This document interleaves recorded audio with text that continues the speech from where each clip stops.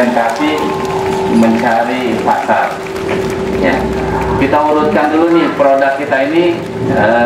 Segmentasi itu contohnya seperti ini. Ya, kalau kalian melihat ke arah kanan, kanan atau kiri, kiri kalian ya, kiri kalian, apa yang kalian lihat? Mesin, benang, tong sampah, apalagi bingkai. Pokoknya yang ada di sebelah kiri kalian ini yang kalian lihat, ya, itu namanya segmentasi, ya, melihat. Ya. Lalu setelah kalian lihat, kalian fokuskan. Saya ingin fokus pada benang. Nah, maka yang Anda lihat adalah benang apa aja? Benang warna hitam, warna merah, warna kuning, gitu kan? Ya. Yang lain nggak kalian lihat, walaupun terlihat, tapi nggak kalian fokuskan. Nah, itu namanya targeting. Ya, segmenting, melihat, semuanya terlihat. Ya, lalu fokus itu targeting, mentarget. Ya, sama seperti kita punya senapan. Ya, kita lihat banyak buruan nih. Ya, ada kijang, kelinci, ada rusa, gitu kan. Kita melihat di depan kita ada itu semua. Tapi kita punya senapan kita, pelurunya terbatas. Maka kita target kan yang mana dulu nih, kira-kira nih, wah kayaknya kijang nih, gede nih, gampang ditembaknya. Ya, kalau kelinci kan kecil, gesit lagi, susah ditembaknya. Ya, maka kalau rusa larinya kenceng gitu kan, takutnya peluru kita malah nyasar. Maka target kita kijang, yang besar, ya, mudah ditembak. Nah, seperti itu. Jadi segmenting itu melihat secara keseluruhan. Ya, lalu targeting itu fokus pada target yang mau kita pilih, gitu ya. Kalau tadi targetnya adalah benang, maka fokus pada benang. Benang ada macam-macam. Saya fokus pada benang hitam, maka ada di sebelah mana benang hitam? Di situ posisinya. Nah, begitu pula dalam mencari pasar, ya, mencari pasar. Target kita pengennya semua kita layani dari usia 0 sampai aki-aki nenek-nenek 87 tahun. Ya kan, itu kan konsumen tuh, manusia kan. Ya, manusia semua yang lahir dari usia 0 sampai 87 bahkan 90 tahun kalau dia masih hidup, itu namanya manusia. Segmentasi kita berdasarkan usia. Ya. Nah, dari itu semua kita pilih kan, dari usia 0 sampai 90 tahun saya ingin produk kita ini menggarap usia 15 tahun sampai 45 tahun. Nah, berarti kan kita mulai fokus, ya kan, fokus dari 15 sampai 45. Yang laki-laki nggak kita lihat, yang masih bayi nggak kita lihat, gitu kan. Nah, ketika kita fokus dari 15 sampai 45, maka kita akan cari mereka adanya di mana usia segini. 15 berarti ada anak usia SMP ya, SMP, SMA gitu ya, usia 15 tahun. 45 mungkin karyawan ya, pengusaha gitu ya, usianya masih 45 tahun. Itu segmentasi target kita. Nah, lalu apalagi segmentasi berdasarkan jenis kelamin. Nah, berarti kan ada laki-laki, ada perempuan ya, yang setengah-setengah mungkin, walaupun ada kita nggak pikirkan gitu kan. Kita fokus pada laki-laki atau perempuan. Nah, produk kita kalau tadi menjahit, jahitan kita khusus untuk siapa? Laki-laki atau perempuan? Ya kan, tergantung kemampuan kalian. Kalian mau fokusnya di laki-laki dulu, karena laki-laki lebih simpel kan. Yang penting laki-laki itu berupa kemeja, ya, polanya juga gampang. Fokus dulu di laki-laki. Nah, maka akan lebih tepat, lebih skill kalian akan terasah gitu kan, karena semakin banyak melakukan pekerjaan yang sudah kalian tekuni gitu ya. Atau wah, saya kayaknya perempuan nih Pak, karena perempuan banyak modelnya, dan perempuan biasanya setiap bulan ganti baju kan, cari baju model baru. Kalau laki-laki kan mungkin ya setahun juga paling beli berapa gitu kan. Apalagi kadang laki-laki nggak terlalu peduli dengan model kan, dia lihat di mall ada barang bagus ya dia beli gitu kan, walaupun modelnya udah ketinggalan zaman gitu kan. Nah, Jadi kalian tergantung kalian nih mau fokus di mana. Oh, saya mau fokus ke anak-anak, usia anak-anak, gitu kan. Kenapa anak-anak lucu, gitu kan? Dan kalau kita jual ke anak-anak, yang bakal membeli itu banyak, ya. Yang decision makernya yang akan membelikan buat anak-anak ada bapaknya, ada ibunya, ada kakek neneknya kan, ada om tantenya kan, pengen beli buat ponakannya kan, ada kan, ya neneknya apalagi kan pengen beli buat anaknya. Makanya coba iklan-iklan anak-anak itu adanya di acara-acara apa? Acara-acara ibu-ibu, acara-acara orang tua. Pada iklannya iklan anak-anak, ya baju Cibitus misalnya, apalagi makanan apa yang buat anak gitu kan, iklannya di situ, karena di situ segmennya apa yang akan membeli itu kakek nenek yang lagi nonton sinetron, apa lagi apa cinta itu apa? Ikatan Cinta tuh, iklannya banyak kan, apa iklannya? Lemonilo gitu kan, terus apa lagi kopi banyak kan, karena yang nonton ibu-ibu, rata-rata ibu-ibu, ibu rumah tangga, di mana mereka ingin misalnya memberikan makanan buat anak-anaknya yang sehat seperti yang diiklankan di Lemonilo, mahal sedikit tapi harga naik dikit, kualitas naik banyak kan begitu, padahal harganya naik banyak. Ya, mie biasa cuma 2.500, dia mie Lemonilo berapa? 5.000, 7.000, 8.000 gitu kan. 5.000 lumayan tuh, lagi diskon ya, makanya dibanderol sama dia, diskon beli 5 ya, harganya 25.000 dibanderol misalnya. Ya artinya tetap lebih mahal dibanding mie biasa gitu kan. Tapi kan berhasil menyedot perhatian kan. Oh iya benar nih, mie-nya airnya nggak butek gitu kan, warna ada hijau-hijaunya gitu. Mie sehat padahal ya padahal sama aja gitu kan. Oke, jadi itu segmentasi. Tadi seperti apa? Melihat, semua dilihat dulu, lalu targeting, kalian pilih ya. Ketika melihat kan ada misalnya segmentasi berdasarkan daerah, wilayah, geografi, berarti misalnya daerah Bekasi saja, misalnya daerah Bogor, daerah Jabodetabek, ini segmentasi berdasarkan geografis. Lalu segmentasi berdasarkan demografis.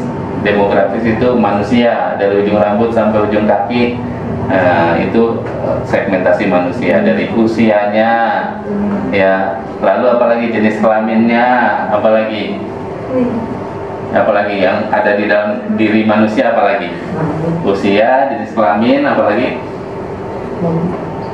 hobi, apalagi yang ada di dalam diri manusia nih. Gaya hidup kan, wah dia temennya sosialita, ibu-ibu sosialita, pasti kan gaya hidupnya beda dengan ibu-ibu perumahan rakyat biasa gitu kan, rumah-rumah kampung kan. Sosialita tiap hari arisan, tiap hari ada acara gitu kan, sehingga dia butuh banyak sekali pernak-pernik ya, jilbabnya nggak mau itu saja, apa antingnya, gelangnya, nah, itu sosialita. Tasnya bahkan gitu kan, yang lain pakai tas Hammer gitu kan, dia pakai tas Gucci gitu kan. Nah, jadi pokoknya yang penting bisa tetap eksis. Nah, berdasarkan usia, berdasarkan jenis kelamin, berdasarkan kebiasaan tadi kan, berdasarkan agama, suku, itu juga beda ya, berdasarkan gaya hidup. Nah, itu segmentasi ya, tinggal kita mau pilih yang mana yang mau kita garap ya. Kenapa mobil BMW, Mercy nggak pernah pameran di mall-mall Bekasi? Pernah nggak ngeliat ada di mall Bekasi itu mobil pameran mobil mewah? Pernah. Di mana? Enggak ya? Pernah. Di mana? Iya, nggak pernah ada mobil mewah pameran di mall Bekasi. Kenapa? Karena bukan pasarnya orang Bekasi gitu kan, dianggap kalau pameran di mall Bekasi yang ada mobilnya lecet, cuma buat foto-foto doang gitu kan. Dibeli enggak gitu, karena kemampuan membeli daerah Bekasi mungkin dianggap belum belum bisa, walaupun ada sih yang bisa membeli, cuma kan dianggap secara keseluruhan masih di bawah, menengah ke bawah. Makanya dia bikin pameran di mana, Pondok Indah gitu kan, di Kemang Jakarta, gitu. Pokoknya yang perumahan-perumahan elit. Nah di situ ada mall, nah di situ dia pameran. Ada yang pernah ke Senayan City, Sensi? Nah di sana banyak tuh pameran mobil-mobil mewah, bahkan bukan cuma Mercy, BMW, ada Porsche, Lamborghini, pernah pameran di sana. Ya, terus di mana, Taman Anggrek, nah itu juga tuh banyak mobil-mobil mewah juga pameran di sana. Kalau di Mall Bekasi Cyberpark nggak ada gitu kan, motor aja paling, ada sepeda gitu kan, motor paling itu kelasnya. Mobil nggak ada kayaknya, paling kalaupun ada mobil skala mobil family kan, Toyota Avanza gitu ya. Yang ada mobil apa? Iya, mobil biasa kan? Iya, bukan mobil mewah gitu. Oke, jadi itu segmentasi, targeting. Lalu positioning. Nah, positioning itu posisi kita kuatnya di mana. Kalau saya bilang Honda, yang Anda terbenak di kalian apa? Honda. Yes. Honda motor misalnya, motor Honda. Apa ya terbenak? Awet gitu kan? Iya, bandel gitu kan ya. Pokoknya motor Honda itu motornya awet, bandel gitu kan, irit, bener nggak? Di benak kalian gitu kan, pakainya ada yang pakai motor Honda, irit, awet, bandel. Kalau dijual lagi masih tinggi harganya, begitu kan? Nah itu positioning Honda, ya dia positioningnya seperti itu. Di benak konsumen dia terkenal dengan kualitas itu. Nah kalau saya balik, Yamaha, apa yang di benak kalian? Boros. Ya, apalagi cepat gitu kan. Ingat kan iklannya kan selalu Yamaha selalu terdepan. Nah berarti dia positioningnya ingin motornya tampil lebih cepat dibanding motor yang lain. Lalu bodinya juga bagus-bagus ya kan. Yamaha tuh keren-keren, bodinya aerodinamis. Dibanding Honda biasa aja kan, Yamaha bagus, aerodinamis. Motor sport lah, kategorinya motor sport. Ya makanya segmentasi yang beli motor Yamaha rata-rata apa usianya? Usianya di bawah 50 tahun. Nah, tapi yang beli Honda ya kadang usia 60 tahun masih suka pakai motor Honda gitu ya. Nah itu positioning namanya. Nah begitu pula di dunia menjahit itu kalian harus menentukan positioning saya jago di bidang apa nih. Ya tadi kalau seandainya di busana laki-laki, oh fokus di busana laki-laki sehingga terkenal. Pokoknya kalau beli jas, ya jas laki-laki, ya belinya di mana? Harry Farmer gitu kan, terkenal kan? Harry Farmer, jasnya laki-laki gitu kan. Kalau blazer siapa yang terkenalnya siapa blazer? Ayo, kalian di dunia modenya harus update, harus tahu seperti apa. Jadi nanti kalian bisa belajar. Oh, Harry Farmer jago di jas. Makanya kalau jas pakai merek Harry Farmer lah udah keren banget kan. Ya. Oh, yang kemeja, siapa yang jago di kemeja? Merek apa yang terkenal di benak kita untuk kemeja laki-laki? Alisan, eksklusif gitu kan. Nah, kalau perempuan apa perempuan? Saya malah nggak update perempuan yang terkenal. Nah, kalau belum ada nih, kalian belum menemukan, kalian yang bikin. Kasih nama misalnya ladies apa gitu kan.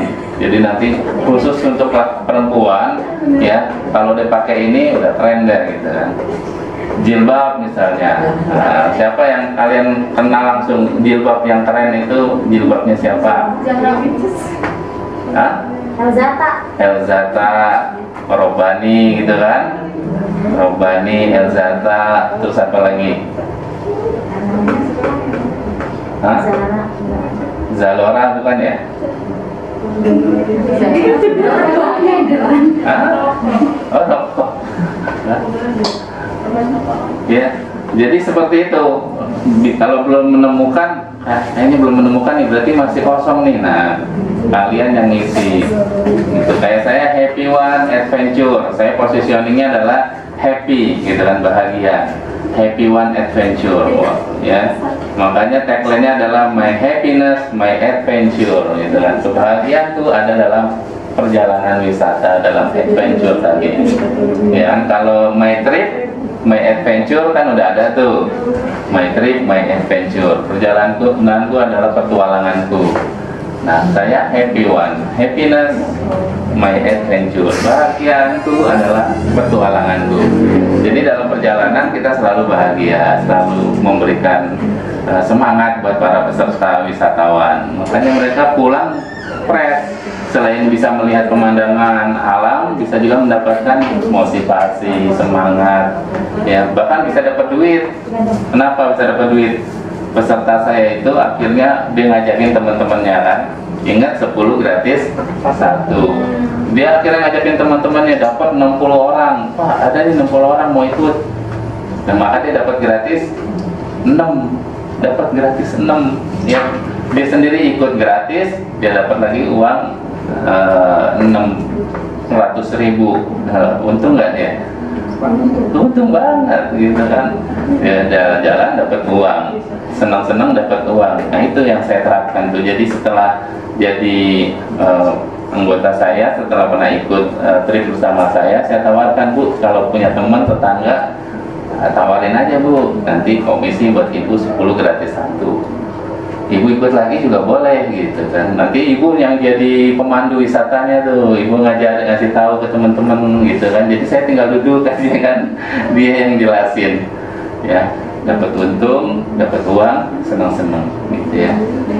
Begitu pula kalian nih, kalau punya konsumen satu, rawat dengan baik, gitu kan. Bu, ini baju ibu bagus nih, modelnya begini. Ya, kalau ibu punya kenalan, bolehlah Bu kenalkan, kasih referensi kami, gitu kan. Nah, minta testimoninya, gitu ya, minta testimoninya. Jadi punya keunggulan. Nah, travel saya setelah saya kuatkan lagi dengan media, fakta, makin tinggi lagi tuh ininya, levelnya.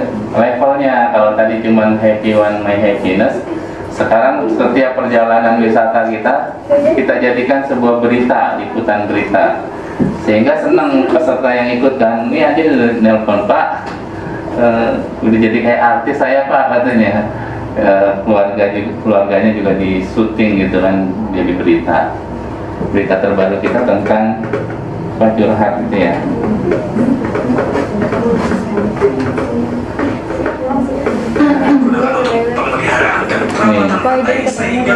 Ya, ini berita terbaru kita, curhat. Tinggal kita kemarin sebelum pandemi mampu menampung 3.000 wisatawan. Namun saat ini mumpung kosong nih, nggak rame, jadi enak banget kalau buat jalan-jalan. 26 Desember tahun 2021, tepatnya pada liburan. Dengan pengunjung orang dia tentunya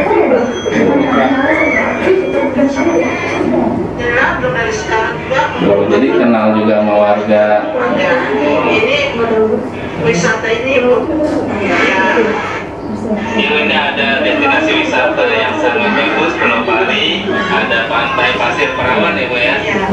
Pantai Pasir Perawan, lalu ada kita disuguhin minuman ya, kopi gratis. Seandainya dimaksimalkan, dijadikan objek. Nanti deh. Yuk, kalau pada mau liburan nih. Nah, berenang, lautnya seluas itu kan, ombaknya nggak ada, bisa ngeliat ikan. Seru-seruan. Ya terserah, boleh dengan Bismillahirrahmanirrahim. Pokoknya.